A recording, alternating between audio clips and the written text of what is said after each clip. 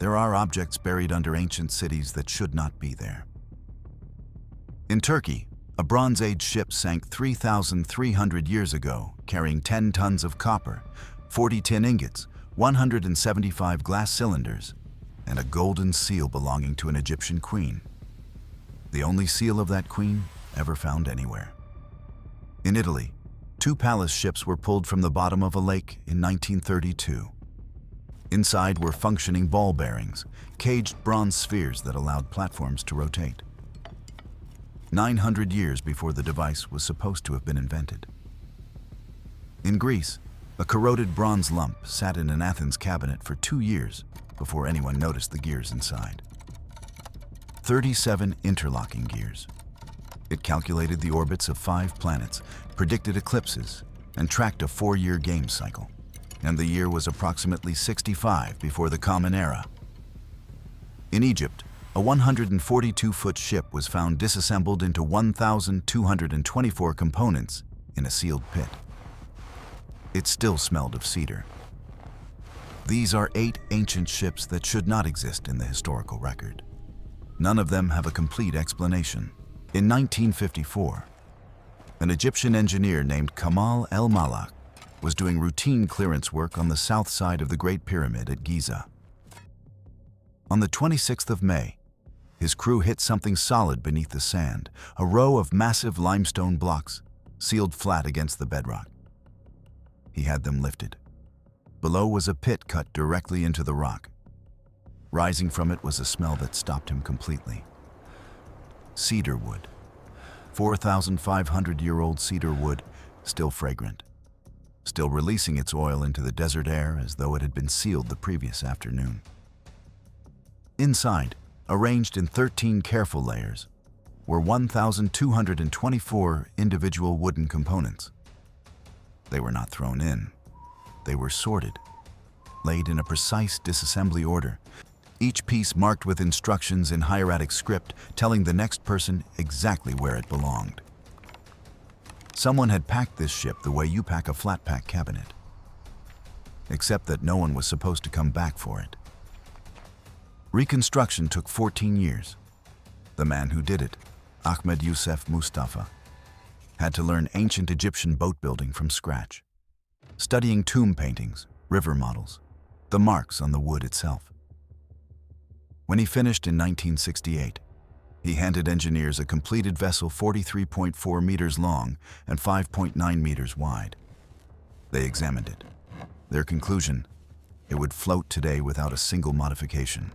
No keel, no nails, no metal of any kind. The planks were joined using unpegged tenons of Christ's thorn plant and lashed together with ropes woven from halfa grass. And when halfa grass gets wet, it swells. The joint tightens. The hull becomes more watertight under pressure, not less. Modern boat builders arrived at this same principle independently in the 20th century. Someone 4,500 years ago already knew it. The hull shows wear, real wear, marks consistent with actual water use, suggesting the ship navigated the Nile at least once, almost certainly carrying Khufu's body from Memphis to Giza before being dismantled and sealed underground. There are 5 boat pits around the pyramid complex. Only 1 has been fully excavated. 4 remain sealed. We do not know what is in them. In the summer of 1982, a Turkish sponge diver named Mehmed Kakir was working the seabed off the coast of Kaş in southern Turkey when he spotted something on the bottom. He described what he saw as metal biscuits with ears. They were copper ingots, each one cast in the shape of an oxhide, flat with 4 protruding handles, stacked on a rocky slope at a depth of 44 meters. He reported the location and moved on. What came next took 11 consecutive excavation seasons, 1984 to 1994, and 22,413 individual dives to recover. The ship itself was 15 meters long. Built from Lebanese cedar using the same mortise and tenon shell-first technique as the Khufu barque, a method that had apparently been standard across the eastern Mediterranean for over 1,000 years before this vessel sank. No metal fastenings, no nail. The wood was held together by the precision of the joinery. The cargo floor alone tells you this was not an ordinary trading run. 348 oxide copper ingots, 10 tons of raw copper, 40 tin ingots. When copper and tin are combined in a ratio of 10 to 1, you get bronze. And that is exactly the ratio found aboard. Someone was running a mobile bronze foundry across the Mediterranean. Above the metals, the cargo becomes harder to categorize. 175 glass ingots in cobalt blue, turquoise, are in lavender, the oldest intact glass ingots ever recovered anywhere. 149 Canaanite amphorae filled with terebinth resin, elephant ivory and ostrich eggshells from sub-Saharan Africa, amber from the Baltic Sea, a volcanic stone mace head from Bulgaria, carnelian and lapis lazuli from Afghanistan. 4 balance scales, suggesting 4 separate merchants were conducting business on the same hull simultaneously. Dendrochronological dating of a fresh-cut firewood branch found on the deck placed the sinking no earlier than 1306 BCE. That date is consistent with the most remarkable single object in the entire cargo. A small gold scarab, no larger than a thumbnail, bearing the cartouche of Queen Nefertiti, wife of Akhenaten. It is the only seal of Nefertiti ever recovered anywhere in the world. Off the Royal Egyptian Court, in direct cargo contact with a Canaanite merchant vessel that was also carrying goods from the Baltic and Afghanistan. They also found what may be the world's oldest book, a small hinged writing tablet of boxwood designed to hold wax writing surfaces. The wax did not survive. Whatever was written on it is gone. The Nefertiti scarab is the only seal of that queen ever recovered anywhere in the world. It places the Royal Egyptian Court in direct cargo contact with a Canaanite merchant vessel operating out of Levantine port. Official history says these civilizations had limited contact at this time. Lake Nemi is a volcanic crater lake 15 miles south of Rome. In Roman times, it was considered sacred to the goddess Diana. No ship was permitted to sail on it, by law. Emperor Caligula built 2 ships on it anyway. The first was 70 meters long and 20 meters wide. The second was 73 meters long and 24 meters wide, each one longer than 2 full football pitches placed end to end. Built between 37 and 41 of the Common Era. They sat on a lake no larger than a small town reservoir, attached to the shore by chains, going nowhere. When Caligula was assassinated in 41 CE, his successors stripped them of their valuables, filled the hulls with ballast, and sank them deliberately. The ships sat on the bottom for 1,900 years. In 1928, Mussolini ordered the lake drained. It took 4 years. When the water was gone, engineers descended into the silt and began cataloging what they found. The floors were mosaic. The walls carried marble paneling. There was indoor lead plumbing fitted with copper stopcocks. Functioning taps on a ship built in 37 CE.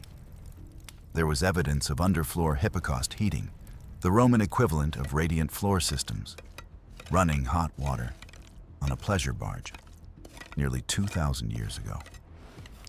Then they found the platforms.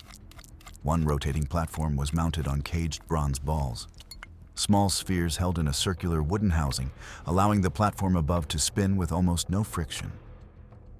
This is a thrust ball bearing. It is the mechanical principle that makes everything from electric motors to bicycle wheels to industrial turbines function in the modern world. The standard historical account holds that ball bearings were first conceptualized by Leonardo da Vinci in the late 15th century and not practically engineered until the 19th. The Nemi ships contain 2 working examples, one using ball bearings, a second using cylindrical roller bearings, built in the 1st century CE, 900 years before Leonardo sketched the idea. They also recovered a complex rotary bilge pump, previously assumed to be a post-medieval invention. The hull exterior was sheathed in lead, applied over tarred felt with copper nails, the earliest large-scale anti-fouling system ever documented. Thus, a museum was built on the shore of the lake specifically to house the ships. They were displayed there from 1936. In 1944, as Allied forces advanced through Italy, German artillery occupied the building. On the night of May 31st, the museum caught fire. Both ships burned to ash before morning. A post-war forensic investigation found no trace of accelerant. The cause was listed as undetermined. What survived? The bronze ball bearings, a few anchor fragments, some fittings now held in Rome's Palazzo Massimo, black and white photographs taken before the war. Everything else is gone. The ships survived 1900 years on the bottom of a lake. They did not survive the 20th century. Between 1405 and 1433, the Chinese Admiral Zheng He completed 7 voyages across the Indian Ocean. His fleet numbered over 200 ships. His crew numbered 27,800 men. He reached the Persian Gulf, the Red Sea, and the east coast of Africa. He returned to China carrying live giraffes, which the imperial court had never seen and mistook for mythical creatures. 87 years later, Christopher Columbus crossed the Atlantic with 3 ships and 90 men. The treasure ships at the center of Zheng He's fleet were described in Ming Dynasty records as 44 zhang in length. Depending on which measurement standard applies, that places them between 70 and 137 meters long. The debate among historians has never been fully resolved, and what is not debated is the physical evidence. In 1957, excavation at Nanjing's Longjiang shipyard uncovered a single teak rudder post measuring 11.07 meters, longer than half the entire length of Columbus's Santa Maria. Naval engineers calculated that a rudder post of that size belonged to a vessel somewhere between 70 and 150 meters in length. The post is in a museum in Nanjing. You can look at it. The Yongle Emperor, who commissioned Zheng He's voyages, died in 1424. His successor, the Hongxi Emperor, halted all ocean expeditions within months of taking power. The Xuande Emperor permitted one final voyage in 1431. Zheng He died during or shortly after his return in 1433. What followed was systematic. Confucian officials burned the shipyard blueprints. They destroyed the voyage logs. They classified what remained. The Longjiang shipyard was abandoned and eventually buried under city construction. Within a single generation, the institutional knowledge required to build ocean-going vessels of that scale was gone. By 1440, China had no deep-water fleet. Within 50 years, China could not have replicated what Zheng He commanded, even if it had wanted to. No comparable event exists in maritime history. No other great naval power has deliberately and completely erased its own capability in peacetime, on purpose, by administrative order. The fleet was not lost. It was deleted. The Zheng He fleet was erased by people whose names we know, in a year we can date. In the summer of 2007, Professor Mark Hawley of Northwestern Michigan College was running a routine sonar survey of Grand Traverse Bay. The purpose was to locate and catalog 19th century shipwrecks. The sonar returned something else. On the lakebed, at a depth of 12 meters, his equipment mapped 2 concentric granite rings. The outer ring measured approximately 40 feet across, the inner ring approximately 20. Connected to them was a serpentine line of stones running for more than 1 mile across the floor of the lake. The formation had been sitting there, completely undisturbed, in one of the most heavily trafficked freshwater bodies in North America. Within the inner ring, resting on the lakebed, was a table-sized boulder. On its surface was a carved relief approximately 1 meter high. Mark Hawley identified it as a mastodon. Mastodons went extinct in North America more than 10,000 years ago. If the carving is what Hawley believes it is, the formation beneath Lake Michigan predates the Egyptian pyramids by at least 5,000 years. It predates the Khufu barque, the Uluburun wreck, and the Nemi ships by an order of magnitude. The geological explanation is straightforward. As Ice Age glaciers melted at the end of the Pleistocene epoch, meltwater flooded the Great Lakes basin. Whatever was on dry ground became lakebed. The stones were almost certainly arranged on a shoreline between 7,000 and 10,000 years ago, before the water rose. A team using multi-beam sonar, sub-bottom profiling, and 4K photogrammetry mounted on remotely operated vehicles conducted a new survey in April and May of 2025. The results confirmed the formation and sharpened the image of the carving. The exact coordinates of the site have never been made public.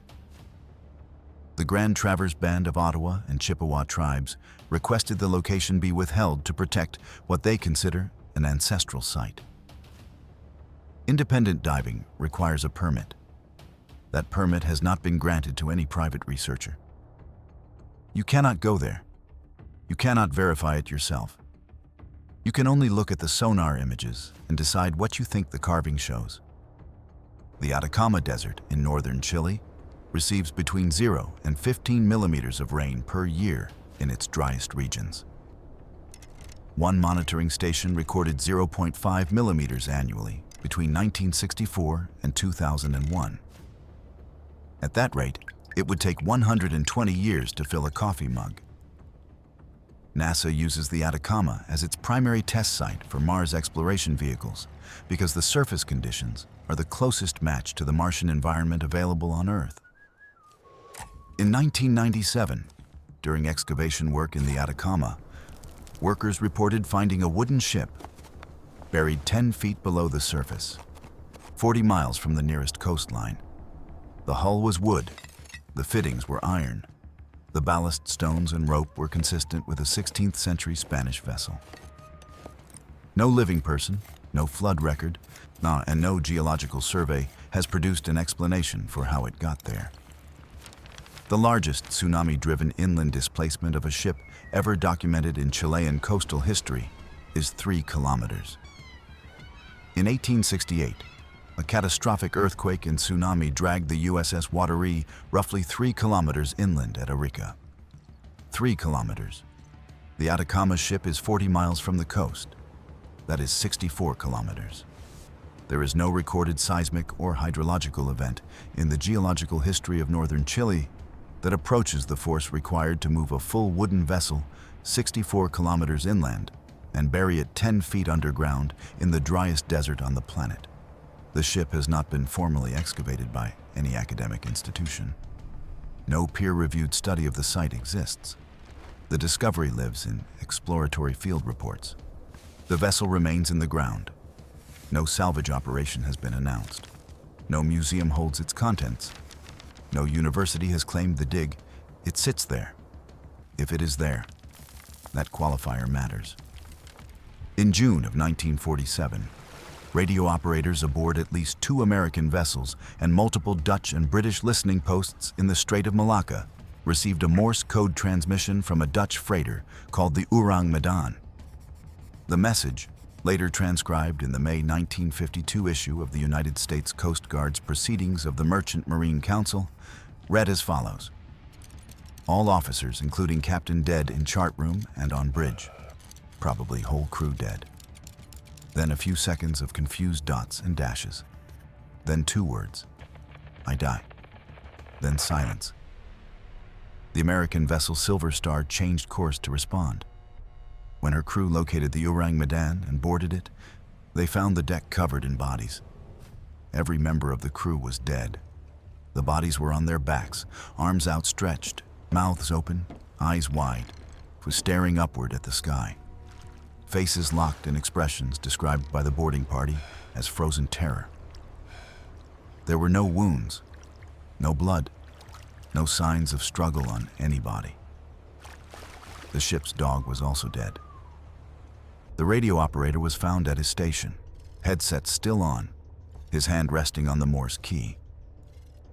Before the Silver Star could attach a tow line, smoke began rising from cargo hold number 4. The boarding party evacuated. The Ourang Medan exploded and sank. The most plausible surviving theory involves improperly stored potassium cyanide and nitroglycerin, chemicals that, if leaking in a sealed hold, would produce a nearly odorless gas capable of killing an entire crew with no visible wounds, while the unstable nitroglycerin would account for the explosion once the fire reached it.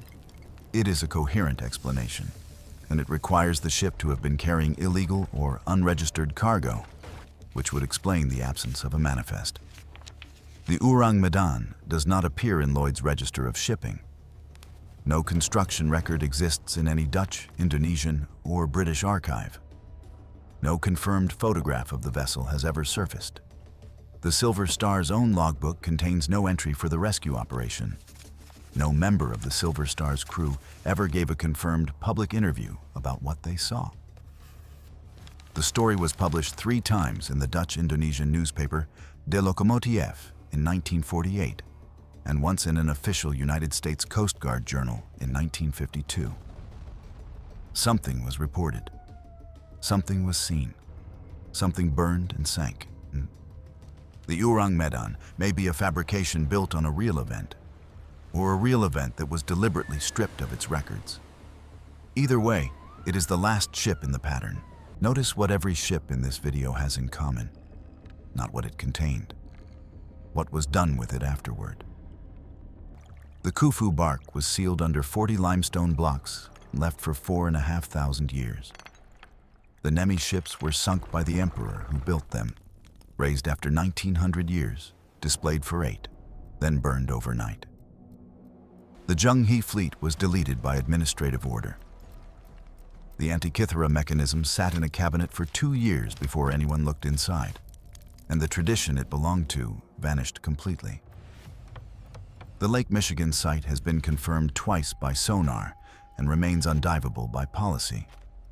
The Atacama ship has no investigation. The Ourang Medan has no registry. The Uluburan, the one case where we have everything, the cargo, the artifacts, the scarab, was found by accident, by a sponge diver sheltering from a storm. None of these ships were supposed to be found. The pattern is not what they built. The pattern is what was done with them afterward. The ships we know about are not the problem. The ships we were not supposed to find are. Subscribe, like, and turn on notifications for videos like this.